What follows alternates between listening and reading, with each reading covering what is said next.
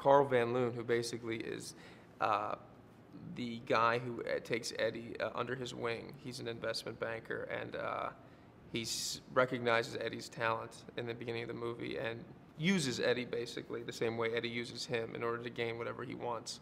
And that's played by Robert De Niro, which was a coup to get him. And and it wound up being probably the biggest asset of the film, because there's something about when De Niro showed up on set, everything kind of changed, and everything got quiet and very efficient, which was fantastic.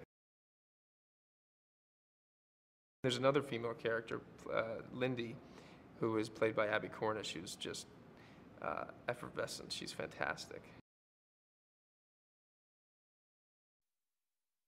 He takes it, and it certainly solves the writing dilemma because he's able to write his manuscript very fast.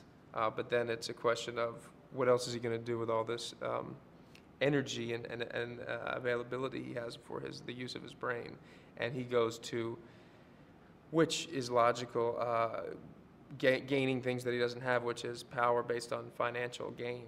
And what happens with that is pretty monstrous and fantastic. You know, he flies high for a while, and then it's going to catch up to him. And also, what happens to, I mean, is this drug that clean that there's no side effects? And he gradually learned that there's a lot more than what he bargained for.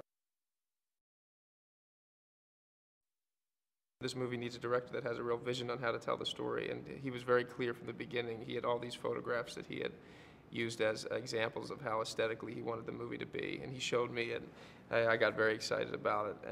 And then the filming process, he's effortless to work with also, because there's absolutely no ego, yet he knows exactly what he wants to do.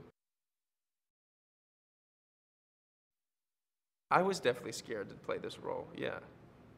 That scene I was excited to, but the emotional roller coaster that he goes on, and having to make all these things that in life you wouldn't normally go through, to make these things real for myself as Eddie, is definitely something that's scary. And then the idea of working with Robert De Niro is scary initially, and then he makes you feel completely at ease.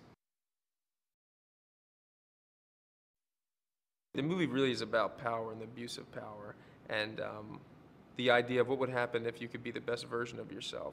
First of all, what would that be? Anyway, what does that mean? And then what price would you have to pay in order to achieve that? My hope is that audiences watching this movie will live vicariously through Eddie and what would happen to him, what could happen to them if they took this drug, and enjoy the highs of it, and then deal with the ramifications of the reality of what happens when you do go down that road. So it's a roller coaster ride, this movie. From the beginning to the end, it just doesn't stop.